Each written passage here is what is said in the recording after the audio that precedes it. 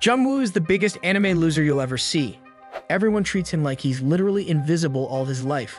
So the only thing that kept him from kicking the bucket is solo leveling, because he's a mega simp for the Chad Son Jinwoo. But everything changed when a magical system chose him to become the McDonald's version of his hero. Now gaining the ability to turn invisible, he goes on a quest to become stronger to unlock more powers. But first he sets his eyes on everyone that treated him like absolute anime trash.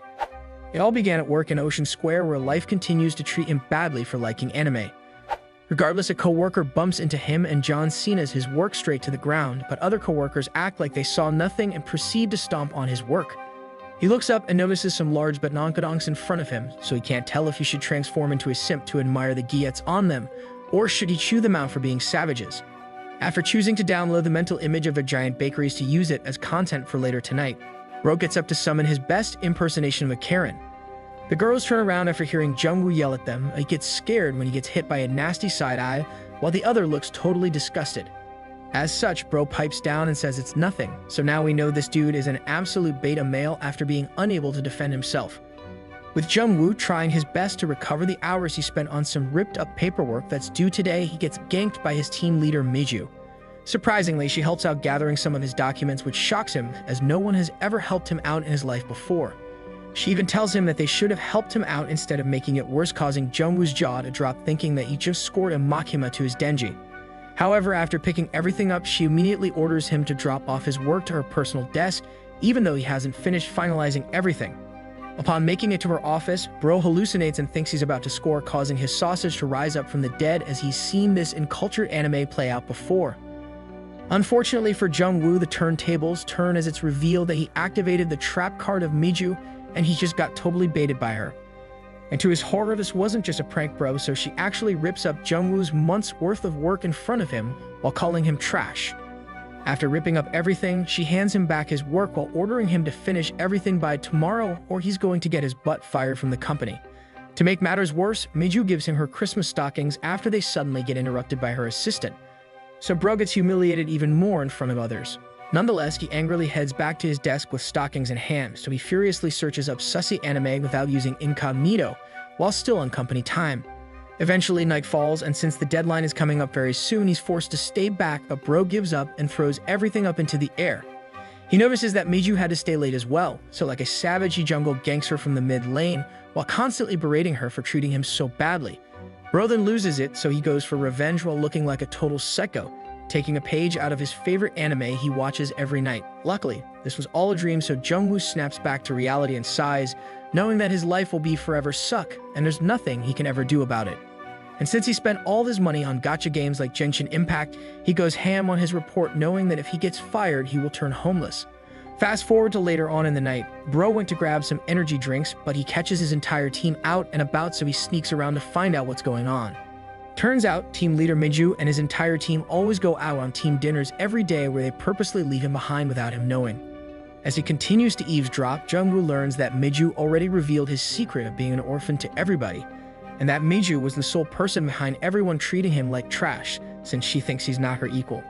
Suddenly, a game-like system appears and notifies him that he has awakened as an outsider class after reaching his absolute limit of disregard. The system then starts engulfing his entire body, causing him to scream, so basically it chose him for being the biggest loser around. After screaming like a girl, even though he felt no pain, he accidentally drops his drink, causing everyone nearby to divert their attention to him. However, the team investigates the noise they just heard, only to find no one nearby, even though Jungwoo is clearly right beside them. Confused as to why no one can see him, a notification appears and informs him that he is now invisible. After learning that no one can actually see him, the Fire Nation invades his brain, causing him to look like the biggest ultimate sussy Becca, with crazy thoughts running around his mind. Back at Ocean Square headquarters, we find Miju running into another team leader who's revealed to be named Song Chiwon. She seems to be super nice, so that's probably why Miju looks like she hates her and has to act super fake around Chiwon, but we all know pros never fake. Nevertheless, after Chiwon leaves the building, Miju beelines straight to Jungwoo's cubicle, but she's unable to find him, even though he's already literally right behind her. Seconds later, Jungwoo flashes the biggest smirk of his life after running around her like a monkey, making sure that he's actually invisible, so now my sussy senses have begun tingling. So instead of robbing a bank or becoming a superhero, he chooses to use his first special superpower to get close to his team leader, and we can already imagine what's going to happen next. You're exactly right. Bro uses his invisibility to use a 5-finger discount on her twin pyramids of Giza and her hidden trove at the same time like a true menace. Luckily for her though, before Jungwoo could fully transform into the Korean Kevin Bacon, Chaewon shows up after hearing some weird sounds loudly travel to the elevators downstairs, so she asks if she's okay. After making sure she's okay and that no one else is around, Chaewon suddenly interrogates her about her team's work. However, Chaewon's face disappears after asking her why she's making other people do all her work, so you already know she's about to drop the justice hammer on her. But Miju just laughs it off and tells her to mind her own business, so to teach her a lesson while mid-conversation with Chaewon, Jungwoo starts grabbing her bakeries super hard in hopes of eliciting an embarrassing response in front of another team leader. She's able to keep quiet and keep everything tighter than Iris Sama from Fire Force, but Jungwoo gets shocked after hearing Miju constantly throw him under the bus. Afterwards, Miju hurls insults after insults at Chaewon, even though the brunette only wanted to protect Jungwoo from his abusive team leader since she knows something's wrong with Miju. Eventually, Jungwoo is heard enough, so he smacks the living heck out of Miju's large double whoppers, which sends her barreling face down to the ground. Finally, she gets a taste of her own medicine, so she tears up a little after embarrassing herself in front of Chaewon. But she's unsure of what's happening, so Miju comes to the conclusion that karma has made her way around. At the same time, Chaewon begins pitying her but starts scolding her in the name of the company, unable to believe that a leader would drink so much at headquarters while she forces the youngest employee to stay late to finish her own work. In the end, Chaewon storms out, unable to fathom the true nature of Miju, so Miju is left speechless, while looking exactly like the killjoy spray my teammate's hips constantly runs into. With Chaewon now gone again, the room quickly fills with Sussy Nation mist since Jungwoo looks like he's about to unleash some forbidden jutsu on his target that he's been waiting all his life for. But since Bro is a menace, he plays around with his prey first, making Miju go crazy as she's unable to leave the room even though the doors are unlocked, so she starts to think that she actually drank way too much. Nonetheless, she continues to try and pry the door open to no avail since Jungwoo is actively stopping it from opening from the inside, causing her to break down, unable to wrap her mind around it. With her last resort, she remembers that she has the security team on speed dial, so she quickly opens her phone while trembling her boots off. However, her nightmare has just begun, so her phone gets swiped away from her hands, and then for some reason, sticky goo began appearing on her face, but it smells way too familiar for her. Seconds later, Bro rips a major fart right beside Miju without pants on, so he put a whole new meaning to deadly but silent farts. Jungwoo then proceeded to deliver a special package directly to Miju's airways, catching her by total surprise as she's busy wondering what's making her gasp for air. Usually, we get some dumb anime main characters, but just from the faces he makes and his evil smile, we already know Bro is built different. I don't think he's going to take the high road like his hero son Jinwoo. Anyways, it's hard to fight back against an invisible man, especially against one that has a grudge on you. So Miju loses her 1 versus 1 duel, allowing Jungwoo to give her a surprise milkshake.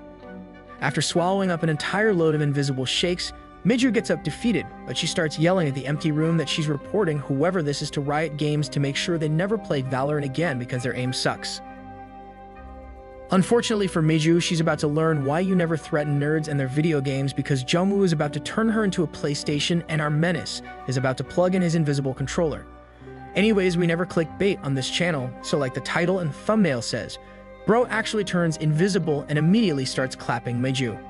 At this point, Jungwoo decided to pay tribute to Dragon Ball Z his own way, so he powers up over level 9000 and proceeds to land direct Kamehameha hits on Miju over and over again. Regardless, long story short, Bro began making his anime dreams come true, and for some reason, Miju can't get enough of what's going on, but me personally, if some weird things start happening, I'd quickly jump through a window or smash the door open. With Jungwoo destroying the living daylights of Miju, Jungwoo starts getting flashbacks to the time he first met his team leader. Not only was Miju the most beautiful girl on campus, making every guy have a crush on her, she also had extreme talent, allowing her to get promoted as the youngest team leader at the company. However, she was ruthless to her core, and even though she knew she was gifted with Burger King-sized proportions, she used it to her advantage to make dudes do anything she wants while keeping them all at bay since she prioritized work over everything. But back to the present, loser Jungwoo is no more since he believes himself as the king bee that's now clapping a queen that tormented him the entire time he was stuck in Team 1. So just like Snoop Dogg, he puts the dog in her snoop with no care in the world, and the crazy part in all of this is that Miju is a psycho for loving every battering ram hit, so she quickly crosses the finish line.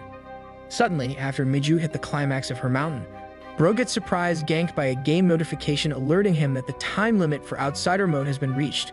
Mere seconds later, mist began unraveling all over him, causing him to slowly become visible again, but luckily for Jungwoo, Miju already passed out from her super sensitive phase. Bro then breathes a sigh of relief after making sure she's actually knocked out cold, and since he didn't cross the finish line himself, Jungwoo decides to just head home and act like nothing ever happened.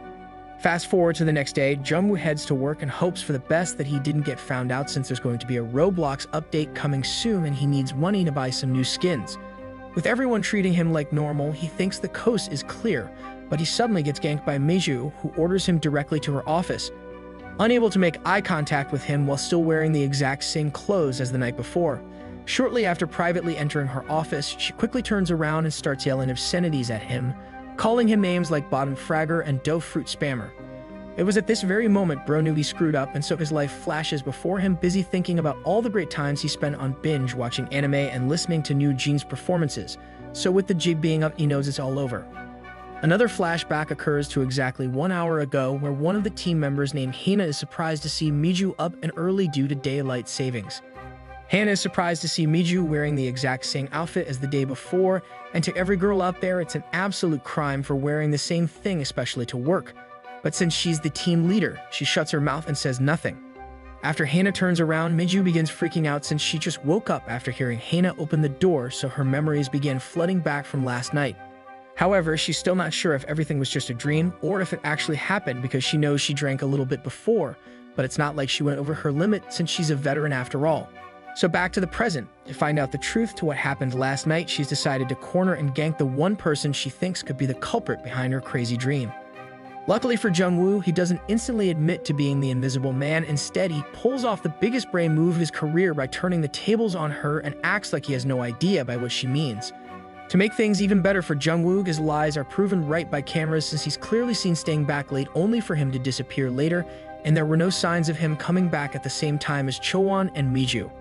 Eventually, Miju gives up trying to interrogate him since his story totally made sense, so she lets him go and tells him that it seems like there was a misunderstanding, causing her face to be flushed with embarrassment. As such, Jungwoo excuses himself and leaves the room, but his smile tells it all. Clearly, he's super happy that he didn't get caught red-handed, so it's time for round 2. His sussy smile quickly gets wiped off his face when he tries to exit the doorway, only to be ganked by one of his team members with massive badonkadonks who usually treat him like he's worthless. After blocking Jungwoo's way out, she looks eerily cautious, so she quickly gets the attention of Miju, worried that something might have happened as she heard loud noises come from her office. But since Miju is still embarrassed of what happened, she tries her best to act like nothing happened between the two, so she makes an excuse that they were busy talking about work.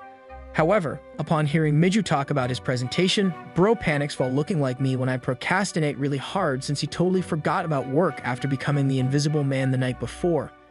Bro then quickly remembers that he spent the entire night replaying what happened in his head over and over again, since it was way too good to pass up, so he's nowhere near finished completion.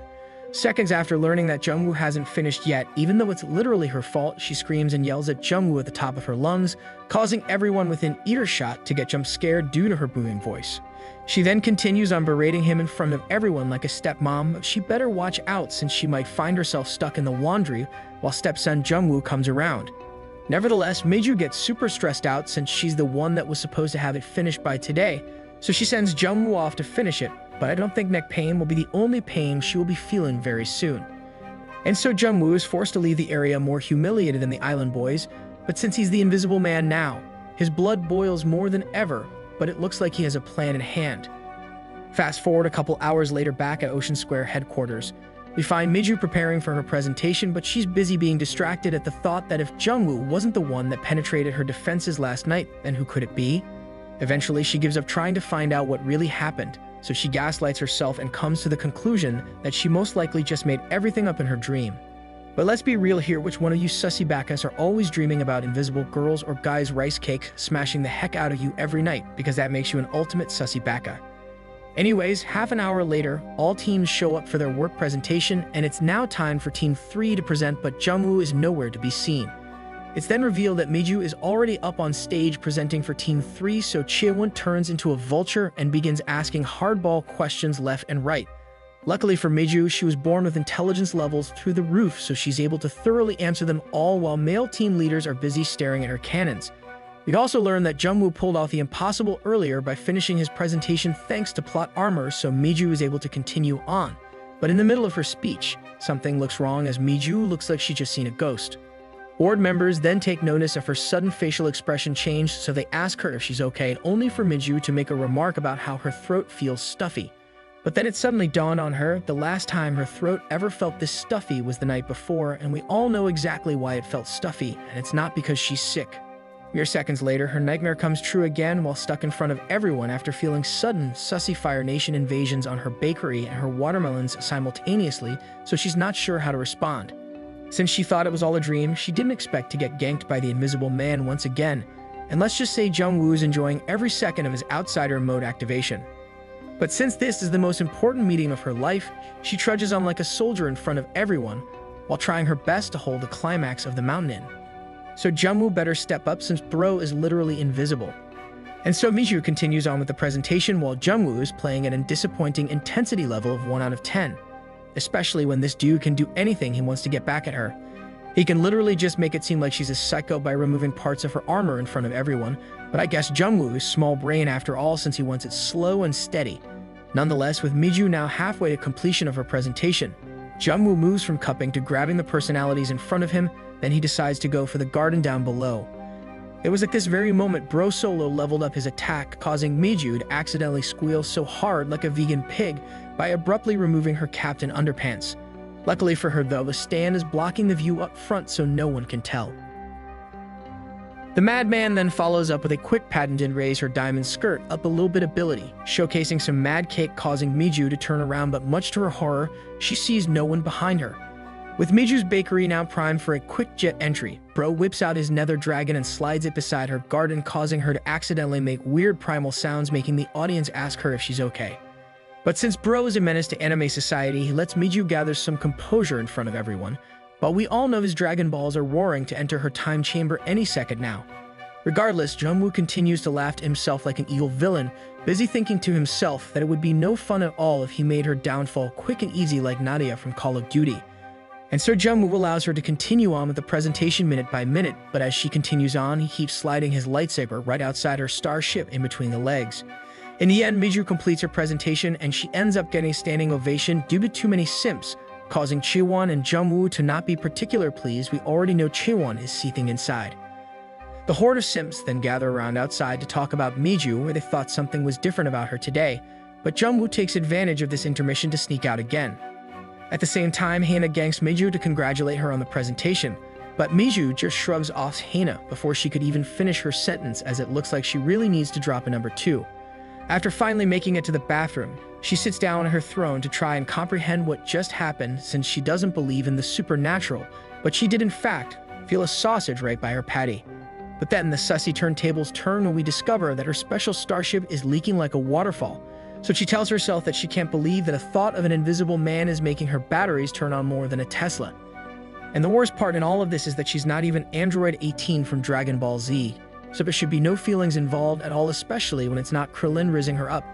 As such, she takes the sussy matters into her own hands, so she goes ham like spam while on her throne, since the invisible man teased her too much and now she needs to cross the finish line herself. However, Miju fails to take into account that her mysterious invisible man could have been following her the entire time, so Jungwoo is able to watch her transform into an ultimate sussy Becca. Suddenly, Miju hears a voice whisper to her ear that if it's his fault she's acting this way, then it's time for him to take responsibility, causing her to abruptly stop being a sussy master. She then attempts to ask the air nearby if there's anyone here, but she receives no response, so let's just hope her throne is squeaky clean, because things are about to be dirty as heck. 1 second later, all hell breaks loose for Miju when she finds her robotic legs swing wide open like my omen, and then she starts feeling an invisible hot dog making its way inside her own buns. Meanwhile, Jungwoo is super surprised and ecstatic that his Costco jumbo hot dog easily slid in deep within Miju's starship, since it was already more wet inside than a great flood from Noah's times.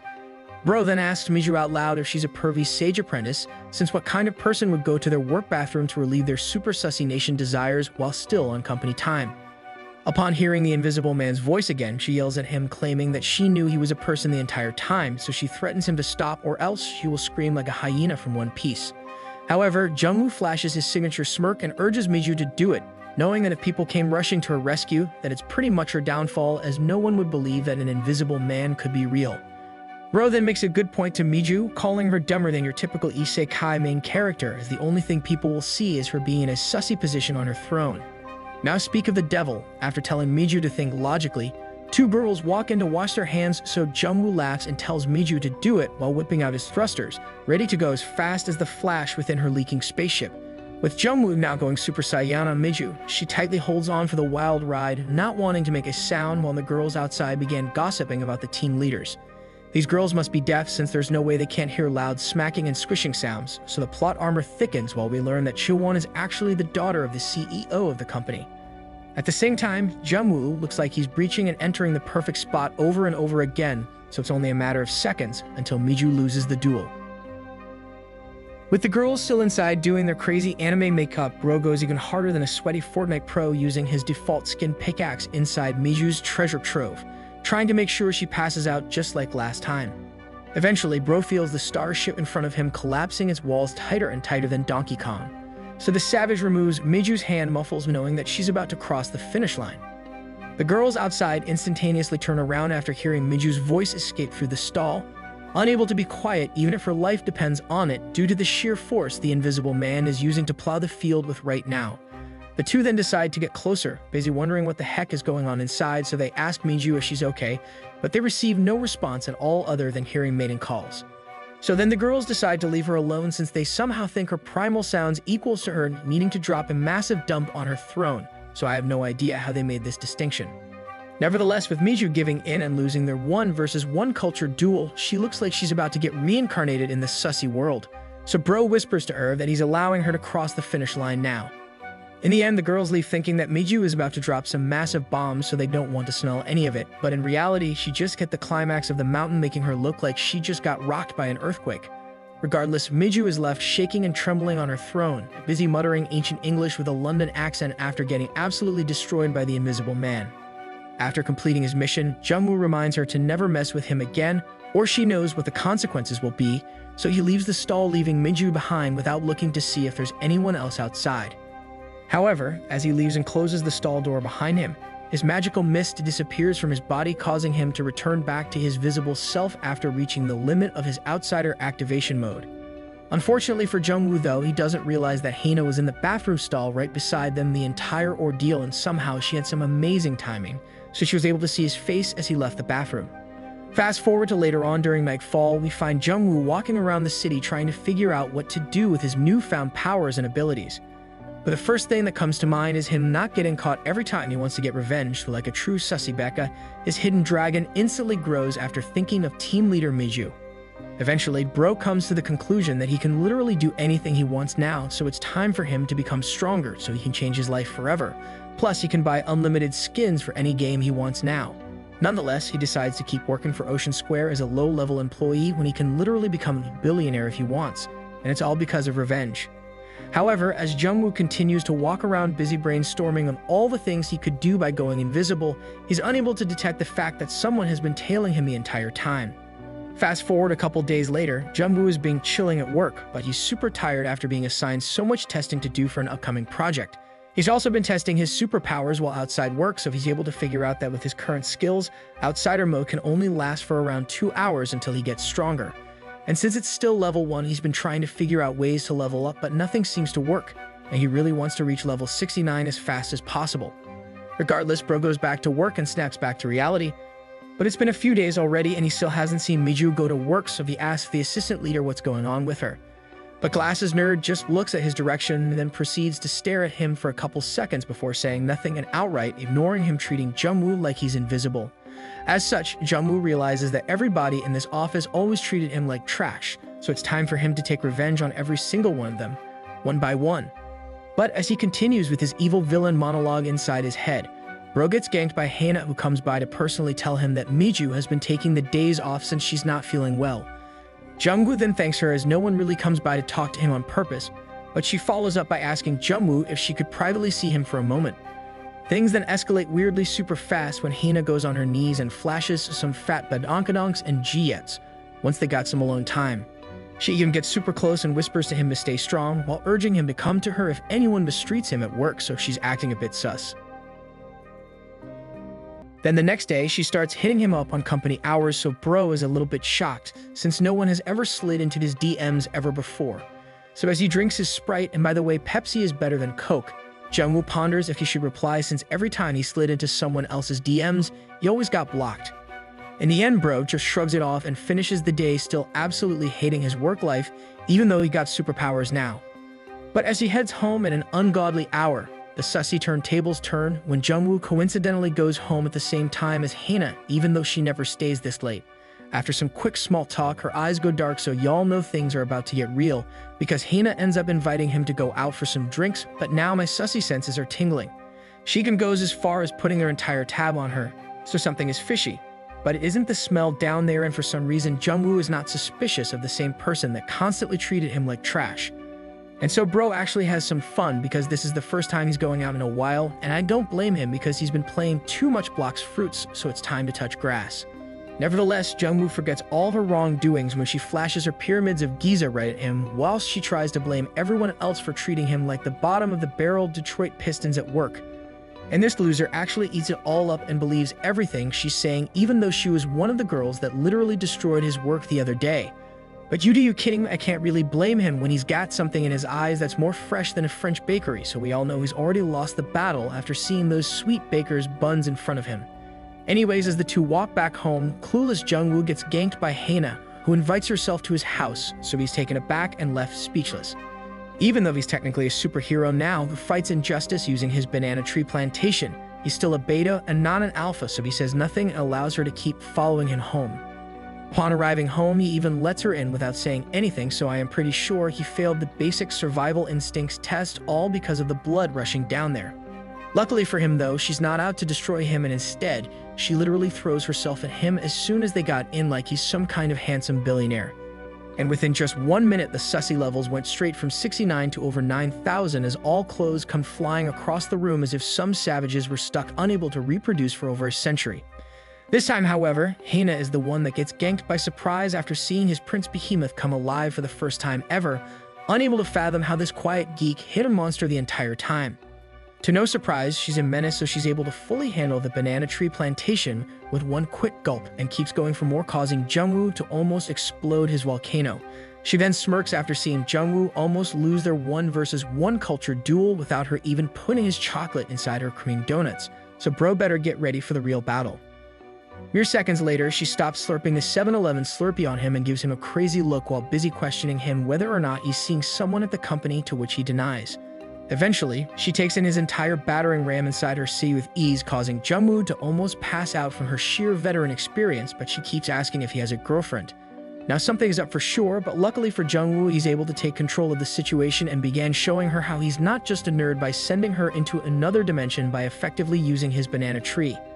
Regardless, bro fills up her milkshake machine with his fresh milk he was born with, and just as we all thought it was over, Hana whispers to him that it's time for round 2.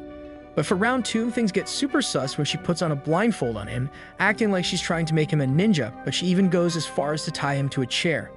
The sussy turntables then turn when Hana begins laughing at him after bro almost lost round 2 after she baited him by making him think he was clapping her, but in reality it was her sock. The room then goes silent for a couple minutes, so Jungwoo begins to worry something might have happened to Hana, but in reality, she whipped out her phone to film bro stuck in a pickle. Nevertheless, the silence is broken by Hana's laughter after she yells at him that she caught him race car driving Miju at work the other day and makes it clear that this was all a setup and that she never cared for him in the first place. She continues on by calling him stupid, and the only reason she's here is because she wants to know what really happened. With Jungwoo now fully exposed, Hana threatens to send everyone he knows a video of him clapping her sock unless he tells her exactly how Miju allowed him to destroy the papaya she was born with. After getting super angry due to the situation he's in, his outsider mode levels up due to his disdain levels hitting max capacity. Bro then starts looking like he's about to rip the ropes he's tied with through sheer force, but before he does so, he unlocks a brand new ability, all thanks to Hana being a menace to society. However, he uses all of his pent-up anger by doing nothing, so he just sits there while Hana puts everything back on, while still looking down on him. She then leaves his place without ever freeing him and continues to laugh like an evil villain, so bro better get back at her good or it's Jill Ver for him. After a couple minutes of taking in everything, Jungwoo breathes a sigh of relief and proceeds to activate Outsider Mode Level 2, giving him a brand new skill to conveniently phase through everything. He then gets up unfazed, looking like he's got something devious planned up in his small brain, so it looks like Hina is about to be taught a lesson to never pick on anime weebs. Fast forward to the next morning, we find Hina on the subway busy laughing at the video she took of Jungwoo being a sussy master, but me personally, I ain't about that watch sussy things in public life. Nonetheless, this psycho is having an amazing time thinking about Jungwoo's downfall since she thinks he's the key in taking down her rival, Miju. However, her evil scheming while on public transport gets interrupted when she suddenly feels someone taking a handful of her precious cake, but she doesn't turn around due to utter shock. At first, she was just hoping that the weirdo would stop, but she ends up finally turning around to confront the weirdo after she felt both buns getting the 5-finger discount at the same time. But as she pre-fires the corner with a yell, there was no one to be seen, so all the guys behind her begin thinking that she might be on something and it might be a white powder. To make matters worse, with Hina beginning to think she might be on the loose end today, she gets ganked by another co-worker who also happens to be a manager of the company. It was at this very moment our invisible boy showed up, looking like he's watched too many sussy animes like you, and he's about to live his wildest dreams vicariously through himself. And so bro goes ham like he's cam spam by firstly going after her twin dragons, swinging them around like a baseball whilst placing his chili hot dog right beside her city gates, causing Hina to make a weird sound out loud. Of course, she tries her best to act normal in front of the manager, but Jungwoo is determined to get his revenge, and he's barely even scratched the surface of what he's planning to do next. Mere seconds later, the manager finally notices her acting super sus, so he asks if she's okay, only for Hina to beg him to ignore her because her tummy is apparently hurting.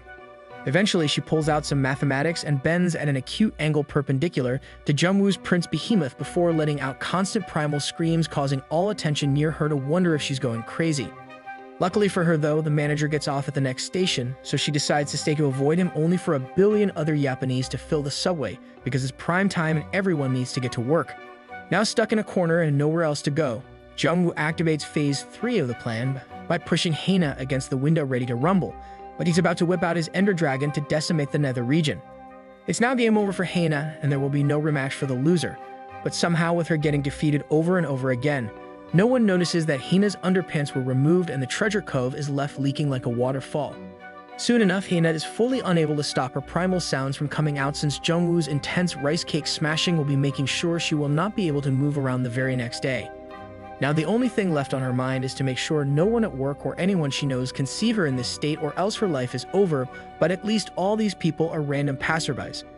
After half an hour of her being a sussy baka in public, someone finally notices her in rice cake smashing position, but the bro was on another train going opposite of the tracks she's on, so she still has massive plot armor on her side.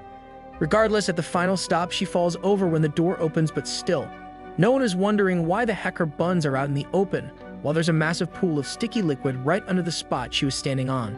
Some people eventually try to help her out without judging her like a true Samaritan, but all they can see is her face filled with heart eyes, so it looks like someone got domain expansioned. So with the clapping monarch getting his revenge on Hina, he proceeds to go to work while leaving her on the ground leaking very sussy liquid straight onto the train platforms. He also about to use his brand new ability allowing him to steal her phone without her ever noticing, and since bro got mega plot armor, his face scan bypasses her phone password. But as the menace sifts through her phone, she receives a call from someone called the Crazy B Words, so he makes a face that he usually does when he's about to explode his mini volcano. Of course, bro uses a small portion of his brain and answers it to find out who it is, but much to his surprise, it turns out to be none other than Miju herself. Even though Jungwoo says nothing the entire time, Miju activates her Japanese powers and yaps the entire time, ordering Hina to do more work, but Jungwoo hangs up on her. However, bro hung up because he heard Miju nearby in person, but now he's looking like a supreme sussy baka, so we all already know where this is heading. He then ganks Miju and faces her head-on, asking her if she's feeling better with a slave face because she's been avoiding work ever since the incident of an invisible man rice cake destroying her. However, Miju continues to be a menace even after everything that happened to her, so she just ignores him and orders Jungwoo to start pulling his weight on the team, but we all know her double ice cream cones weigh more than Jungwoo.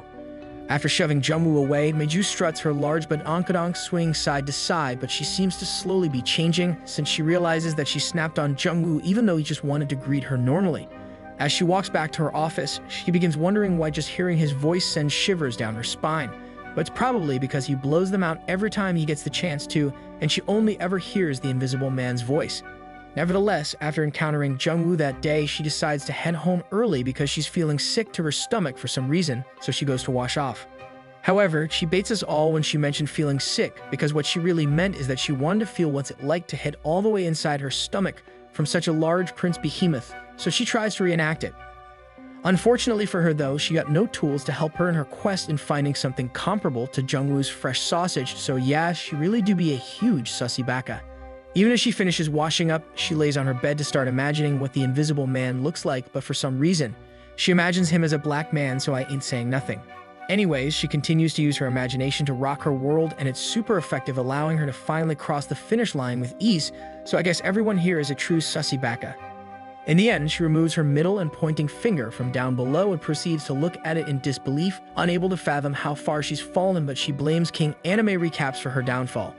Meanwhile, Jungwoo continues his anime evil villain arc, trying to teach people to never be mean, because you never know what karma will do to your life sooner rather than later.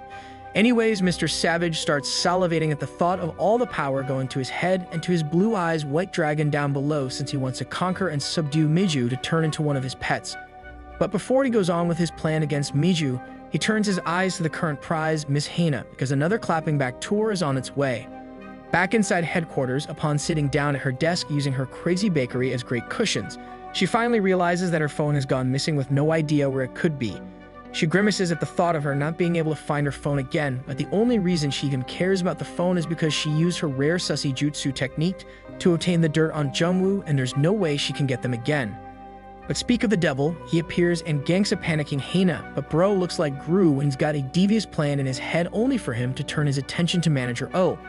Luckily for her though, he isn't out to get her right this instant, but he's just biding his time, lurking in the shadows like a true sussy baka waiting for the king to upload. Nevertheless, Hana is shocked that Jungwoo isn't trembling at the sight of her, but since she doesn't know he's the culprit that jacked her phone, she acts as if she still has the dirt on him. As such, she quickly asks him to go to a private area so the two could talk, but upon making it to the company rooftop, all she does is attempt to blackmail him again. She then smirks and tries to get Jungwoo to spill the beans on any dirt he has on Mijo, but she better watch out since this dude is the type to never delete his browser history because now he's got all the power in the world. Nonetheless, Jungwoo snaps and proceeds to bend Hana's reality by ordering her to stop yapping. Chabli informs her that he ain't scared of her, so if she really wants to try and cook then, he will gladly let her try.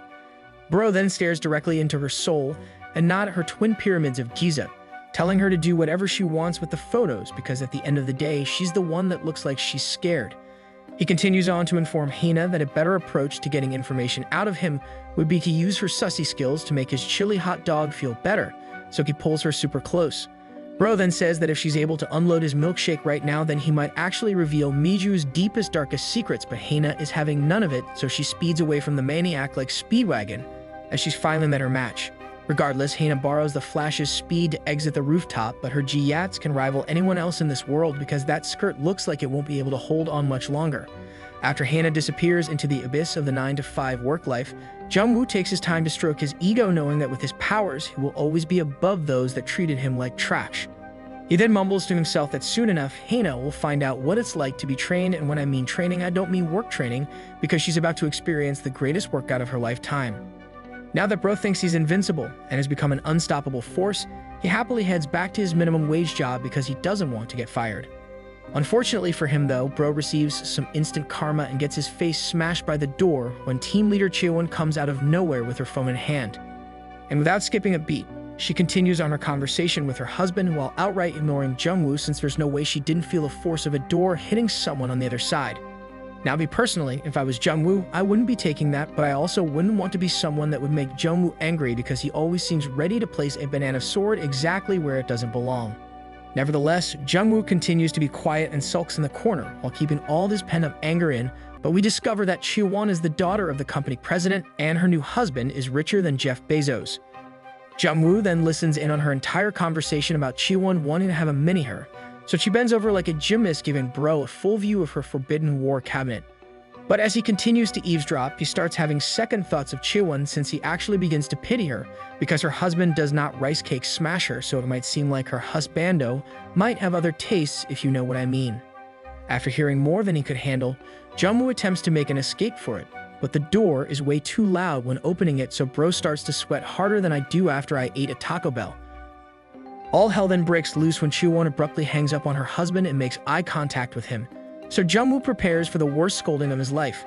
To his surprise, she just walks by him without saying anything and treats him like he's an invisible man, but every time she took a step, he could feel the ground shake from the intense wiggling coming from the older badonkadonks. Chiwon then disappears back into headquarters, so Jungwoo breathes a sigh of relief, but he can't tell whether he should be insulted or if he should feel gratitude for not being fired on the spot as a low-level employee. Fast forward an hour later, Miju finally comes back to work, and the first thing she does is she heads straight to Jungwoo's office just to berate him in front of everyone. To make matters worse, she takes him up front and begins to yell even more loudly so everyone can hear how incompetent he is, and she even goes as far as telling him that he will never break his 30-losing game streak. The skies then go red like his red carpet of losses, so you already know Miju went too far by talking about his losing streak, so I can already feel my sussy senses tingle off the charts. After heading home, Miju quickly rushes to take a nice warm bath after a long day at work doing nothing but sitting down. She's then more joyful than usual because she didn't get ganked by the invisible man at all today, so she washes off carefree and attempts to relax the best she can. But as Miju sits down in the bath, her worst nightmare comes true as Jungwoo was already sitting there, skillfully aiming his banana tree right at the opening at the most opportune time, so she basically got what she wished for. And in comes his baby Groot, allowing Miju to again remember what it's like to have a battering ram directly hit the stomach of hers, all the way from the opening gates of her treasure cove. Jungwoo then speaks up while still in outsider mode, quietly telling her how much he prefers how she does her water temperature because it's literally just perfect, not too hot and not too cold, but now things might get spicy.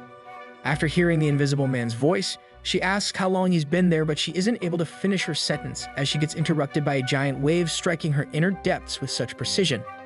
Miju has to hold on for her dear life as she finds herself stuck on a roller coaster, but her ride conductor looks like he isn't ever going to stop soon, but at least she secretly enjoys the entire ordeal.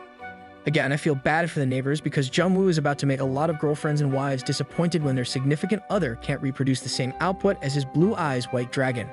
Nonetheless, Jungwoo pulls off a big brain move and warns her to stop invading his space because he was the first one in there, and she's the one that randomly decided to invade his personal space, causing his dragon avatar to be fully engulfed by an unwanted being. A flashback then occurs back to earlier that day when Bro was just being chilling at work and Miju had to ruin the vibes he had going, but he didn't even do anything wrong to make Miju blast off like Team Rocket on him. She even left him absolutely humiliated in front of everyone since Chiwon got mad at her. But it wasn't even his fault that this company literally has a bunch of girls acting like they're from Mean Girls, busy going after each other, so Jungwoo got stuck in the crossfire. So this is why Mr. Invisible Man has decided to pay her a visit today, so hopefully she finally pieces things together and realizes that the monster rice cake destroying her is the same one she always blows up on. Anyways, back to the present, Jungwoo is having a blast and doing some rice cake destroying with Miju. So he warns her that he's about to make sure her treasure cove is going to be exactly shaped like his banana tree plantation. He then reveals the fact that he's been trying to get back at her all afternoon long, but she always kept herself surrounded by other people, almost as if she knew she was about to be paid a visit. So basically he had to wait until Miju got home before he was able to strike like the Avengers, and thanks to his phasing skill, he just walked himself right in. After phasing through the wall like Casper the Ghost, Miju better call in the Ghostbusters to stop him from busting inside her sussy ghost, but it looks like it's too late now with water splashing everywhere. This time with Miju still perplexed on how the ghost found her, she still has no idea the clapping Shadow Monarch is Jungwoo even though she's heard his voice multiple times over. However, she makes a major mistake when she insults him in the middle of rice cake, causing Jungwoo to stop for a moment as he levels the intensity of his Dragon Ball's attack to summon Shenron. Mere seconds later, Miju feels a hand appear from behind, so she dives into the water head first while Bro activated his Shenron to teach her to never talk back to the pervy sage, especially when they control your life. Jungwoo then continues to attack while Miju is submerged, so at this point, the loser's ill intent has gone far beyond what I expected, even though we are all cultured sussy bakers here. Luckily, the menace brings Miju back up as he continues to anime cosplay a jackhammer, allowing her space to breathe, but for some reason, she starts leaking even more than usual, so something's sussy up here. After noticing Miju's Niagara Falls have more water coming out, he slaps some fresh-baked buns in front of him and stares her down while telling her to not enjoy the entire ordeal, as this is supposed to be punishment for the wicked that always look down upon him. As such, Jungwoo channeled his inner earth-bending skills to continually destroy with intense earthquakes, causing all the water to splash out the tub, so I hope Miju's downstairs neighbors is ready to call the Mario brothers. After a minute has passed, Miju is finally able to muster up some words instead of the same sounds over and over again, where she tries to explain she never did anything wrong only to get interrupted midway as we can see Jungwoo's hand rise into the sky. Bro then yells at Miju to brace herself, and while doing so he calls upon Sung Jinwoo, but instead of saying arise, he accidentally yells erect, and so his tower doubled its size like it walked into American McDonald's instead of Asia. Now, unable to handle his dark lightsaber destroying her special garden, Miju attempts to weasel out of everything by trying to apologize for whatever she did, but Jungwoo has activated more than 10% of his brain, so he knows it's all empty words. Bro then informs her that if her upper mouth refuses to figure out and apologize for what's been doing wrong all these years, and he's going to teach the lower one a lesson, so Miju's eyes start to roll back when his jet entries in. Still stun-locked about the entire situation, she enters the sussy dimension from the sheer insane force of Jungwoo continually flying his rocket into her renowned spaceship, causing the biggest cultured anime milk leak of all time.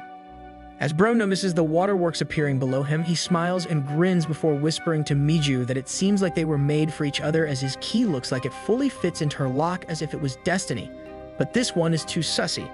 But then the turntables turn when Miju tells him that she would never hit the climax of the mountain with his Kingdom Hearts key inside. So Jungwoo pauses for 1 second, but me personally, if I was her, I wouldn't be trying to egg a menace on. Nevertheless, after pausing for a second, he slowly steps out with Miju in his arms, laughing maniacally as he knows she's literally an inch away from her unknowingly activating her sussy milk explosion jutsu, so he brings her in front of a mirror. After finally noticing that she's been an amped-up waterfall the entire time, Miju starts muttering to herself, "Oh no," over and over. But it's too late, as Jungwoo became one thrust man using a single spirit bomb to prove her wrong. And just like that, it's over. Miju just got 13-0'd in less than 15 minutes, and she can't even blame her teammates on this, as she's the only one on her team unable to fathom what just happened. To make matters worse for Miju, she falls straight to the ground while shaking uncontrollably like she's Shakira in her prime, while Jungwoo was busy teasing her the entire time. Still stuck on the ground, flapping around like a fish out of water 5 minutes later, Jungwoo informs her that she's been this easy the entire time, so it's clearly going to be more difficult for her from now on. Eventually, we fast forward an hour or two as Miju passes out from all her energy spent from getting rice cake destroyed, so it seems like she had a blast, like Team Rocket blasting off again. She then slowly wakes up on her $50,000 bed, but she's confused because the last thing she remembered was that she was in the bathroom a few seconds ago. But then it hits her, literally, as she realizes that there's a weird feeling in her garden, as if some kind of expansion jutsu said hello. It turns out that Mr. Invisible Man brought Meiju out of the Taco Bell dumping place, and now that she's awake again, he's already ready for the second round of their 1-versus-1 duel. Apparently, he was being a very nice guy the past hour or so, as he didn't want to disrupt her sleep, so he waited all this time, but then he got bored a little bit, so he tried to wake her up ahead of schedule. And without wasting any more time, Bro proceeds to continually send in his battering ram to visit her city gates, repeatedly causing Meiju to go crazy, as she has never met anyone with stamina levels over 9,000. Without missing a beat, Jungwoo tells her to not worry about the fresh papayas, as he's taken some classes in biology, so there's no such thing as wearing one out, so there's no need to worry that things will get loose like a balloon. But we all know how Jungwoo is, so he is probably trying to shape them. But regardless, we discover that Bro needs to hit the gym ASAP, since he's been busy playing Roblox all this time, so it took him an hour just to move her to the bedroom.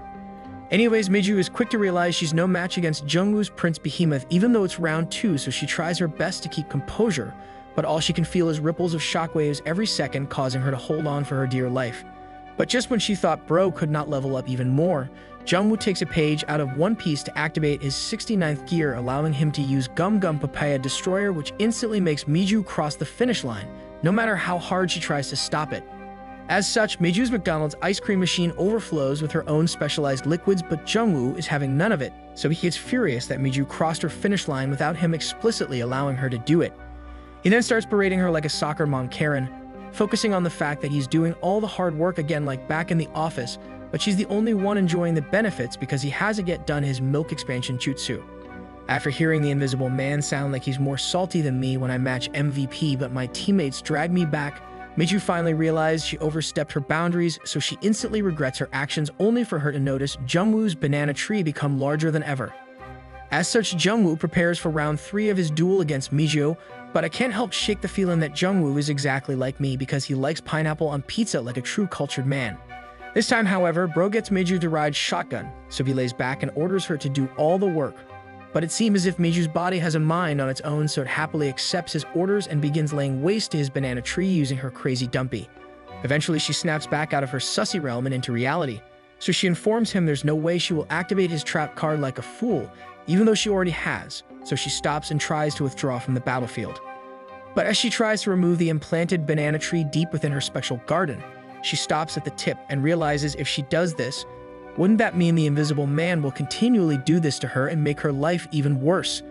With the realization finally kicking in that Miju has no choice other than to obey his demon lord commands, the menace smiles as he watches her reattach and proceed to ride his bike like no tomorrow. And just when she thought she finally got rid of some of his flack, he goes from being chilling mode straight into attack titan mode, so Bro goes all Eren Jaeger on her by infiltrating her city walls on his own terms. He then activates the rumbling on Miju, and before she knows it, she found herself repeatedly moving on her own towards the climax of the mountain part 4, causing her to accidentally yell that his skills are way too good. So now that everything is going according to his plan, as he's basically tamed his evil boss, he gets Miju to repeat after him like some kind of sussy Simon Says. So Miju shouts how much she loves Jungwoo's banana tree. In the end, Jungwoo surprises Miju by filling up her brand new milkshake machine with his own special vanilla whey protein all the way to the top. But just when she thought it was all over, she finds out it was actually just the beginning. It's then revealed that Jungwoo somehow was able to last in outsider mode for over 12 hours, and let's just say the bedroom has a special scent now since he didn't stop his rocket boosters until the sun finally came up as he wanted to teach Miju a lesson. He then walks away after finally emptying his gallons of lactose-free milk whilst telling Miju to never ever look down on other people again and to make sure she's a decent person from now on. Fast forward a few days later, Miju is nowhere to be found at work, but Jungwoo is still busy slaving away as he needs money for the brand new Happy Meal toys. Suddenly, Miju ganks him out of nowhere as he falls asleep at work, but her Honkai impacts are out in full display, causing him to instantly wake up due to the blood rushing down his Mount Rushmore. Now shocked to see Miju in person after no one could find her for an entire week, he's left speechless when she asks if she could see him in private just for a few seconds. With no one around, she angrily crosses her arms right under her jugs of lactose-free milk, causing them to look even larger than usual, so Bro can't take his eyes off the wrong target. Eventually, he snaps back to reality after being mesmerized by some crazy watermelons since Miju scolds him for messing up his work, where he accidentally emailed the entire company instead of just her own work email. But since she's absolutely right, and this time she's actually being somewhat nice about scolding him, he quickly gets up to beg for forgiveness and tries to make some dumb excuses to get off the hook. At this point of the story, old Miju will usually yell and humiliate him in front of the entire office, so she readies to fire off her Karen mouth full of insults you can find on Urban Dictionary. However, she's a changed woman now, so she surprisingly turns around with her badonkadonks flailing right behind her, only for Miju to tell Jungwoo that he should learn from his mistakes quicker. Now that Miju left Jungwoo alone without causing a scene, his rocket ship began deflating quickly as he wanted to punish her for being a meanie, but now that she's maxed, he seemingly can't activate his demon clapper mode. Regardless, Miju continues to go on about her business, but Jungwoo starts to look extra sussy after continuously staring at the prime badonkadonks in front of him, but I don't blame him since they look like they are about to burst through the fabric.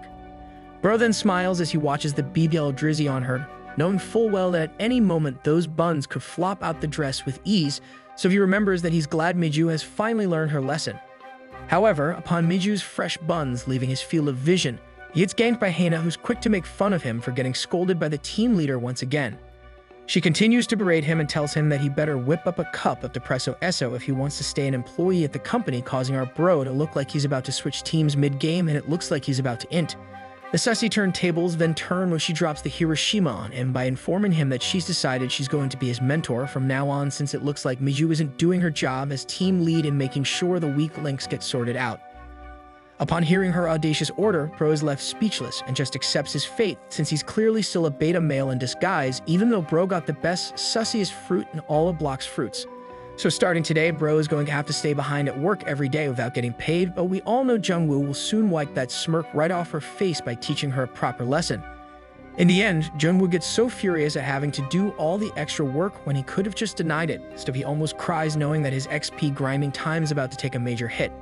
Fast forward 5 grueling hours after his actual shift has ended, he finally finishes his stack of Hana's work without protesting the entire ordeal, so he goes to drop it off at her desk. Unfortunately for him though, he actually finds Hana still at work busy being chilling waiting for him to finish the entire time, where she reveals that the first stack is just one of many. She then orders him to continue going, warning him that if he doesn't follow her orders, then there's many more ways she can destroy his life, since she's still a superior of his at the company.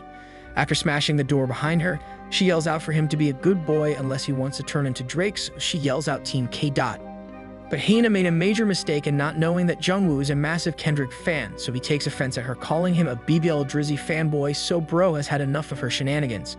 After throwing all the unfinished work straight to the ground, he smashes the door wide open and heads straight for the nearest elevator, where Hana can be seen waiting for the elevator to finally come to the 69th floor. As she waits for the doors to open, she can't help herself but smile profusely, knowing that she's still got Jungwoo in her bag, so sooner rather than later, she thinks she will be able to find out Miju's weakness. Suddenly, she hears the elevator button being pressed but gets confused as no one is around. She tries to press it again as she really wants to go home to find out if Zaddy Kendrick dropped again. But every time she presses the button to call the elevator, it instantly gets cancelled again, so she wonders if it's bugged, as this has never happened before. 69 presses later, she realizes she's been trying too hard to channel her inner blonde self, so she finally decides to screw the elevator and to take the stairs down, since the dumpy attached to her can handle it no problem. Unfortunately, Hana's clutch decision-making is slower than my trash friends when we play chain together, allowing Jungwoo plenty of time to play around right behind her. Surprisingly, Jungwoo lets Hana attempt the descent down the flight of stairs, so here's a good shot for you foot freakies out there, no problem. Anyways, as Hana's bakery struggles to stay within the compounds of the tight dress she has equipped, she begins to complain out loud about how bad her luck is today, but let's just say things are about to get even worse. Surely enough, her bad luck strikes again within seconds as she seemingly trips out of nowhere, sending her skipping past multiple steps, looking like she's trying to join the Paralympics in Paris. Luckily for her though, the giant dump truck following her around has safely cushioned her flight down the stairs, so the only thing bruised here is her ego. But it looks like she's already in prime position for a surprise sword fight. So speaking of the devil, the master dough fruit spammer booms Hana out of nowhere with his voice and starts to tease her for making such a big deal for falling over like a pinata. Though there's no one to be seen anywhere, Hana shouts and asks who's there, as if she doesn't have a single clue that Mr. Invisible Man has arrived once again. With no response to her question, she makes a remark that she can't see anything, so she screens the entire area like a seasoned World War vet looking for some bogeys to no avail. Eventually, the Supreme Sussy Baka finally opens his mouth again while slowly flanking for the perfect triple-double backshot entry, asking Hana why she seems so surprised when this has happened to her multiple times already. It was at this very moment Hana knew she screwed up, allowing her to quickly remember how much invisible rice cake destroying has been happening to her the past couple days, and it looks like the streak is not about to end anytime soon. Regardless, Jungwoo clenches his fists and stops the flank as he tells her that he's a god, he's everywhere at all times and can see anything she does, causing Hana to be completely speechless with mouth wide open, but I recommend her to close it as soon as possible. Bro then continues yapping like he's some kind of Japanese, explaining to Hana that she can never escape his grasp while ending his sentence by abruptly calling her a dog in a special non-YouTube family-friendly way. Shortly after accomplishing his mission of scaring the heck out of his prey, Jungwoo puts the pedal to the metal with an insane display of genius work by literally letting Hana hear what it sounds like to unzip very fast and furious. After hearing the very familiar sound of letting it rip like Beyblade, Bro smiles like a maniac as he hears Hana tremble upon mentioning how she can feel the air around her begin to pulsate due to some intense odor, and the heat is almost like Florida humidity. It was at this point she was able to put 2 and 2 together, allowing her to realize that Jungwoo's attack helicopter has been unleashed and is now aiming to go at her at full force, so she tries to get as far away as possible from the scent. She then yells for rescue from some immortal players to help carry her out of Elo Hell, but Jungwoo reminds her that no one is going to be here at this hour, and it won't even work since he's better than 10s. With mere seconds left before disaster is about to strike, Hana pleads for Jungwoo to come help her, but little does she know that the man, the myth, the legend she's asking help from is no other than Jungwoo himself. So now that he's heard Hana shout his name, Ro gets even more furious at her since he can't believe she would even try to call him for help after every mean thing she's done to him throughout all these years. Now filled to the brim with anger, he quickly assumes flank position and secures the perimeter like a true sixth commander with absolute ease, ready to remind Hina of the banana tree seed her island is about to receive. Mere seconds later, Jungwoo starts attacking his prey using his special invisible meatball stick without missing a single beat, causing massive ripples to appear all throughout Hina's majestic, well-trained bakeries.